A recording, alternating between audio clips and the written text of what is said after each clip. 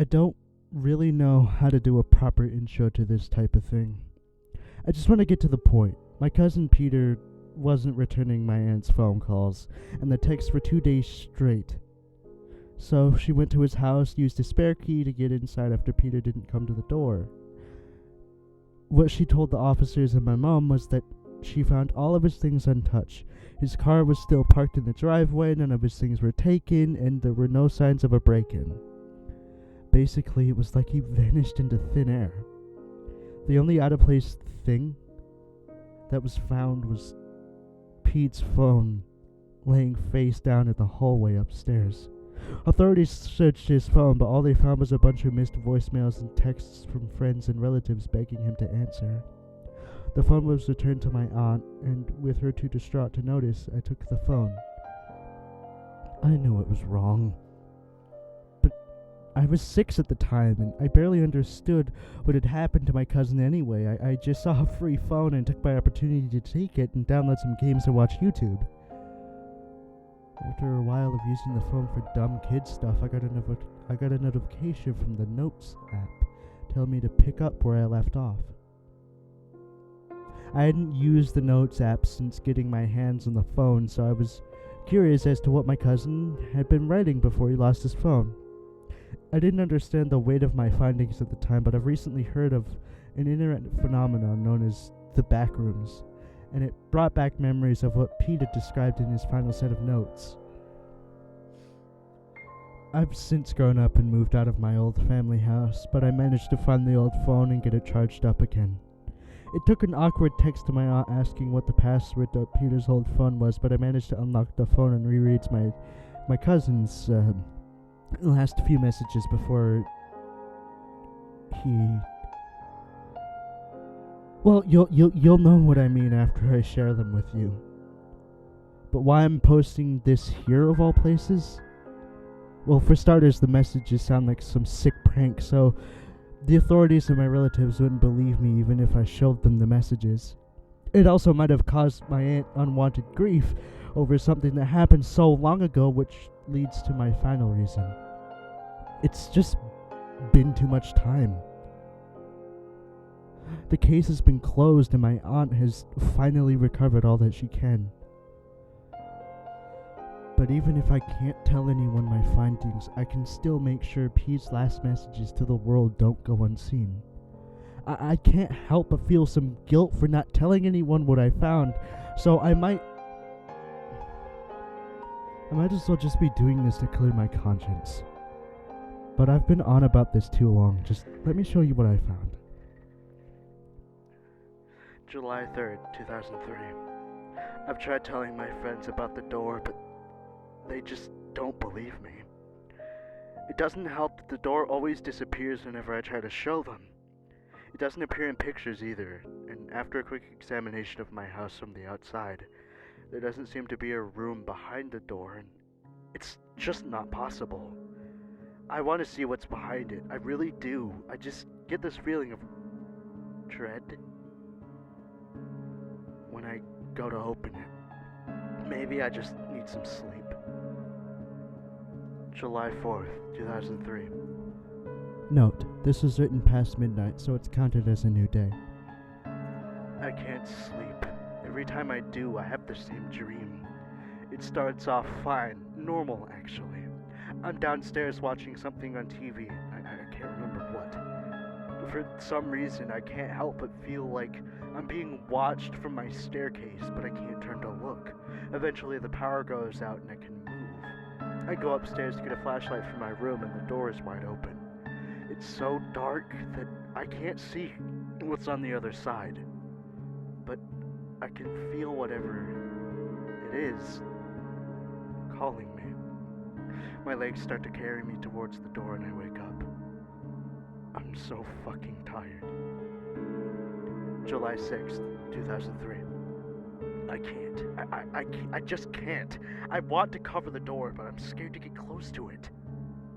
I keep having the same dream, but when I wake up, I'm in the hallway in front of the door.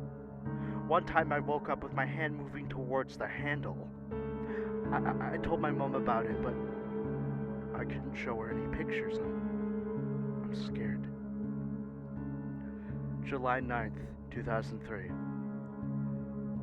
No one can help me. No one believes me. I've been staying in a motel for the past few days.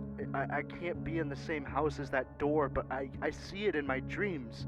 Now the dream doesn't even start off fine. It's just me standing in front of the door in a dark hallway. I'm fucking done. I'm opening the door and I'm ending this shit. July 10th, 2003. I'm in a new place now. The rooms keep repeating. How is this even possible? There is no time in this place. My only way of measuring time is my phone's clock. No one can help me now. July 10th, 2003. Note: all his new messages are written on the same day, but he writes them like it's been days since the last. Every door leads to a new room. There are kitchens, bedrooms, living rooms, and bathrooms. There are no clocks, but there is food and water. There are no windows, but there are places to sleep and use the bathroom. Hell, there's even toothbrushes and toothpaste here. Someone could get lost in here forever. July 10th, 2003. I've mapped out as many rooms as I can. I've got a bit more knowledge on the layout of this place. It's an infinite place. It provides for those inside of it, but it never lets them leave. July 10th, 2003. Something is wrong. I know now which rooms I've already been in, but things have been moved around. Beds that I've slept in have already been made. Fridges have been left open with food missing. Someone is in here with me.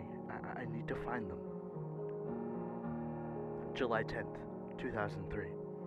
I saw them. I chased them, but I fucking lost my way. I'm lost again, but this time it's different. The rooms are cold, the carpets are damp, the lights are dim, the fridges are empty, the shower curtains are filled with mold. I think I'm being watched. July 10th, 2003. This place isn't the same. The rooms are entirely different. There are dark concrete chambers with barely any light. I'm gonna die here. I'm gonna die here. I'm gonna die. I'm gonna die. July 10th, 2003. They keep scratching at the walls. Their screams ring in my ears. I'm so cold. Their hands grab at my arms, my feet, my neck. They want to keep me here with them.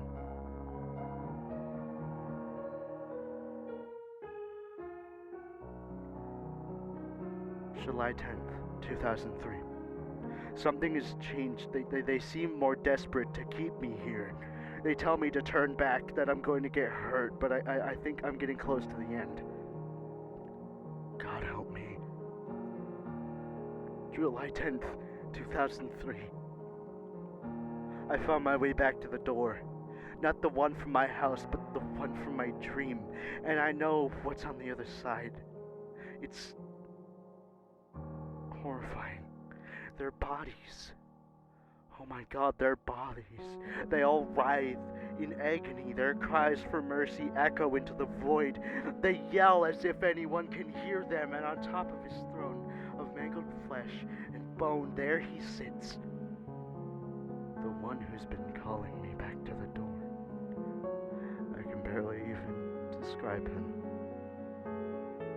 He almost looks like July 10th, 2003. This is it. Not magnificent. Very free cuts magnificent. Negative ones. The Myra introduction. One. I got me around enough. I got fell for here. Acknowledge no my heart. Go ahead.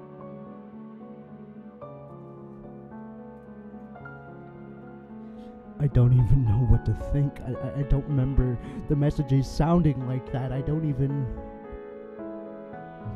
know what happened to Peter anymore. I think he must have had some kind of mental breakdown, unless I want to believe what he wrote about in his final messages is really true. I just don't know anymore. My findings have only reinforced my decision not to tell anyone in my family about this. This is my weight to carry, since maybe we could have tracked him down in time to stop him from disappearing completely if I had just told my family about it all those years ago. I don't even think it matters much now anyway, as much as I want to believe that everything Peter described wasn't true. I just can't convince myself anymore. It may have just been coincidence, but last night I fell asleep and had one of the worst nightmares of my life. I'm standing in front of a blood-red door with darkness all around me. It's cold in this place, so cold I want to shiver, but I can't. I'm paralyzed, and I'm helpless to do anything but watch as the door swings open. And as I gaze into what's beyond, a swirling void of madness and tortured souls begging me to turn back. And in the center of all of it, there he sits,